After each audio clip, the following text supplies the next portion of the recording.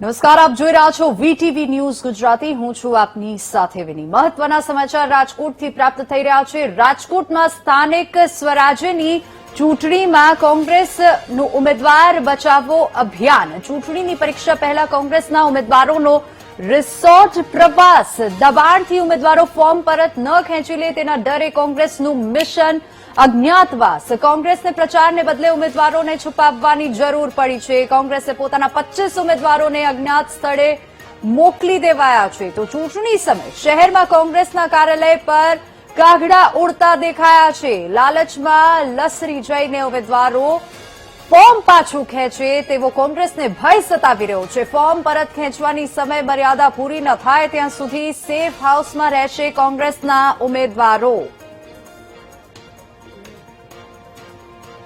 તો આજ મુદ્દે આપણી સાથે સંવાદદાતા ભાવેશ જોડાઈ ગયા છે. ભાવેશ, એક તરફ ચૂંટણી પ્રચાર જોરશોરથી ચાલી રહ્યો છે, પરંતુ કોંગ્રેસ જે છે રાજકોટમાં શાંત દેખાઈ રહી છે અને જે ત્યાંના ઉમેદવારો છે તેમને અજ્ઞાત પ્રવાસે લઈ જવામાં આવ્યા છે, એ ડર સતાવી રહ્યો છે. શું કોંગ્રેસ રાજકોટમાં ઉમેદવારો પર વિશ્વાસ નથી રાખતી?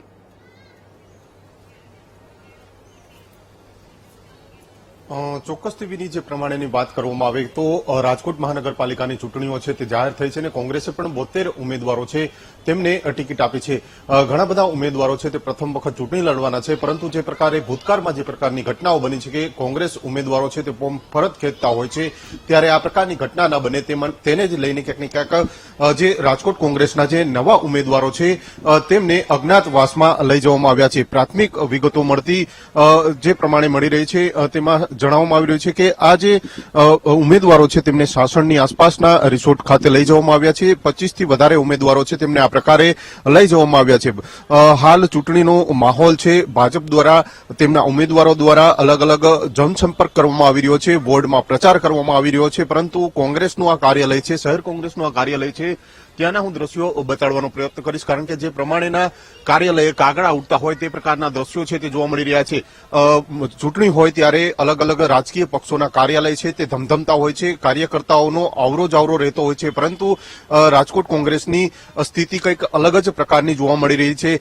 કોંગ્રેસના જે 25 કરતા વધારે જે ઉમેદવારો છે, નવા ઉમેદવારો છે, જે પ્રથમ વખત ચૂંટણી લડવાના છે, તે ઉમેદવારોને અજ્ઞાતવાસમાં લઈ જવામાં આવ્યા છે. એટલે કે આ ઉમેદવારો પોતાનું ફોર્મ છે તે પરત ન ખેંચે તેને જ લઈને આ પ્રકારની કાર્યવાહી છે તે કરવામાં આવી છે. એટલે કે ભૂતકાળમાં પણ આ પ્રકારની ઘટનાઓ છે તે બની ચૂકી છે. એટલે કે આ વખતેની ચૂંટણીમાં વર્ષ 2026ની જે ચૂંટણી છે તેમાં આ પ્રકારની ઘટના ન બને તે માટે હવે કોંગ્રેસના જે શહેર પ્રમુખના દિગ્ગજ નેતાઓ છે તેમના દ્વારા આજે પ્રથમ વખત ચૂંટણી લડતા ઉમેદવારો છે તેમને અજ્ઞાત સ્થળ ઉપર લઈ જવામાં આવ્યા છે અને તેમને સાસણ ખાતેની આસપાસના એક રિસોર્ટમાં લઈ જવામાં આવ્યા છે. એટલે કે ક્યાંક ને ક્યાંક ચૂંટણીનો માહોલ છે તે હાલ જામ્યો છે, પરંતુ રાજકોટમાં જે પ્રકારે કોંગ્રેસની પરિસ્થિતિ છે તે કંઈક અલગ જ પ્રકારની જોવા મળી રહી છે. ભૂતકાળમાં પેટા ચૂંટણીમાં વોર્ડ નંબર 13ના જે કોંગ્રેસના ઉમેદવાર હતા તેમને પોતાનું ફોર્મ છે તે પરત ખેંચ્યું હતું. તો કે આ પ્રકારની ઘટના છે તે વર્ષ 2026માં ના બને તે માટે જ હવે કોંગ્રેસ છે તે પહેલાથી જ એલર્ટ જોવા મળી રહી છે. પરંતુ જે લોકોનો સંપર્ક કરવાનો હોય છે, ચૂંટણી પ્રચાર કરવાનો હોય છે અને પ્રથમ વખત જે ઉમેદવારો છે તેઓ ચૂંટણી લડતા હોય છે, એટલે કે તેમના વોર્ડમાં તેમના ઉમેદવારો છે તે લોકો ઓળખે, આ પ્રકારની ચૂંટણીની જે પ્રચારની તૈયારીઓ છે તે કરવાની હોય છે. પરંતુ અહીંયા તો સ્થિતિ અલગ જોવા મળી રહી છે. કોંગ્રેસના જે ઉમેદવારો છે તેમને અલગ સ્થળે લઈ જવામાં આવ્યા છે, અજ્ઞાત સ્થળે લઈ જવામાં આવ્યા છે ને આવતીકાલે તેઓ પરત આવે, એટલે કે કાલે ફોર્મ ભરવાનો જે પરત ખેંચવાનો છેલ્લો દિવસ છે ને તે ફોર્મ ખેંચવાના છેલ્લા દિવસે પરત કોંગ્રેસના તે તમામ કાર્યકર્તાઓ છે, ઉમેદવારો છે તે પરત આવે તેવી ક્યાંક વાત છે તે સામે આવી રહી છે. એટલે કે ચૂંટણી પહેલા જ ક્યાંક ને ક્યાંક કોંગ્રેસ કાર્યાલયના જે દ્રશ્યો જોવા મળી રહ્યા છે તેને લઈને અનેક સવાલો છે તે હાલ તો ઉભા થઈ રહ્યા છે. જી બિલકુલ ભાવેશ, આભાર સમગ્ર માહિતી બદલ. તો આ જ મુદ્દે ચર્ચામાં આપણી સાથે જોડાઈ ગયા છે કોંગ્રેસ શહેર પ્રમુખ રાજીવસિંહ જાડેજા. સર, ખૂબ સ્વાગત છે આપનું. રાજીવસિંહ, એક વસ્તુ જાણવી છે મારે કે કોંગ્રેસ અત્યારે પ્રચાર જે પડઘમ છે ત્યાં શાંત જોવા મળી રહ્યા છે. કોંગ્રેસને શું પોતાના જ ઉમેદવારો પર વિશ્વાસ નથી રહ્યો? એ સૌથી મોટો સવાલ છે, કારણ કે 25 જેટલા ઉમેદવારોને અજ્ઞાતવાસ કરાવવામાં આવ્યો છે. બેન, પેલા તો પ્રચાર કોઈ શાંત નથી પડ્યો. પ્રચાર અમારો ચાલુ છે અને 72 ઉમેદવારોને કોઈ અજ્ઞાત સ્થળે નથી લઈ ગયા. અમારી લીડિંગ પર્સનાલિટીમાંથી જે કાર્યાલયનું ઓપનિંગ છે, અમારી પદયાત્રા ચાલુ છે, જે લોકોની વચ્ચે રહેવાનું છે, અમારું સંગઠનનું કામ, વોર્ડ સંગઠનનું કામ, શહેર કોંગ્રેસ જે આખી અમારું સંગઠન છે એ કામ, અને કોંગ્રેસનું કાર્યાલય પણ અવિરત ચાલુ છે. પહેલી પ્રતિક્રિયા મારી. બીજી જે આપ વાત કરી રહ્યા છો કે અમે કે ક્યાંય ને ક્યાંય કોંગ્રેસનો ઉદ્ભવ સ્થાન આ ભારત દેશને આઝાદી અપાવવા માટે થયો હતો, જે અંગ્રેજોને ભગાડીને ભારત દેશને અખંડ ભારત બનાવી અને આઝાદી અપાવવામાં આવી હતી. ત્યારબાદ લોકશાહીની સ્થાપના થઈ. સમગ્ર વિશ્વમાં ભારત છે એ સૌથી મોટી લોકશાહી ધરાવતો દેશ છે. ત્યારે ઘણા 15-20 વર્ષથી લોકશાહી ની અંદર ક્યાંક તરાપ લાગતી હોય એવું લાગી રહ્યું છે, અને બીજી લડાઈ ભારત દેશની અંદર લોકશાહી પૂર્ણ પ્રસ્થાપિત થાય એના માટેની લડાઈ સમગ્ર ભારતની અંદર કોંગ્રેસ લડી રહી છે.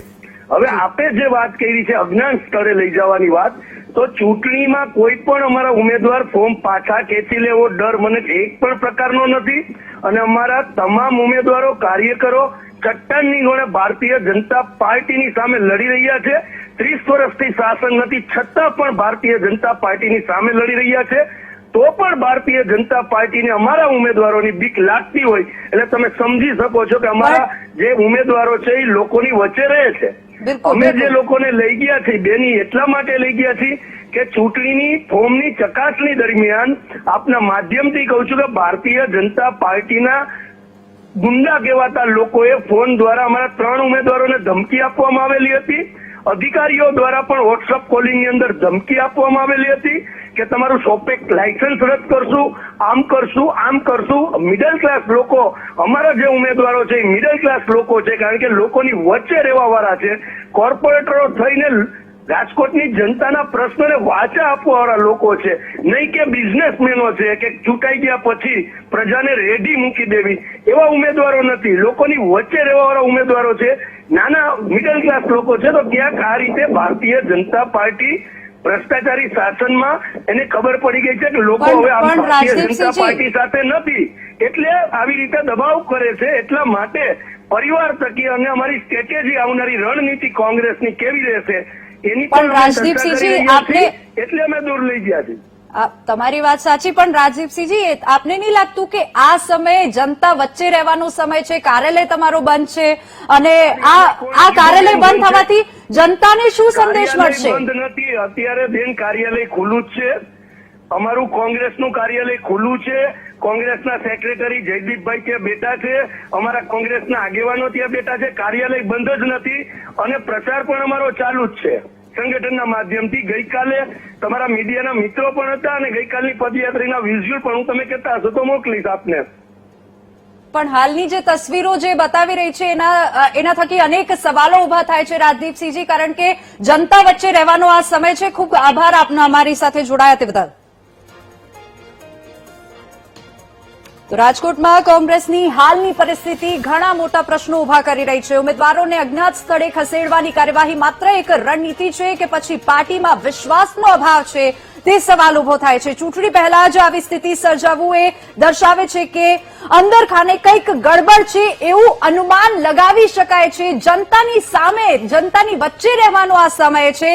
જો કે 25 ઉમેદવારોને અજ્ઞાત સ્થળે ખસેડવામાં આવ્યા છે. કોંગ્રેસના ઉમેદવારોને ભાજપ ડરાવી ધમકાવી રહી છે તેવું શહેર પ્રમુખનો આ દાવો છે, તેવો આરોપ લગાવી રહ્યા છે. કોંગ્રેસના ઉમેદવારોને ભાજપે ધમકાવ્યા હોવાનો શહેર પ્રમુખ રાજદીપસિંહે આરોપ લગાવ્યો છે. ભાજપ દ્વારા કોંગ્રેસના 3 ઉમેદવારોને ધમકી આપવામાં આવી હતી. વીટીવી ન્યૂઝ પર આ તેઓએ સ્પષ્ટ શબ્દોમાં કીધું છે.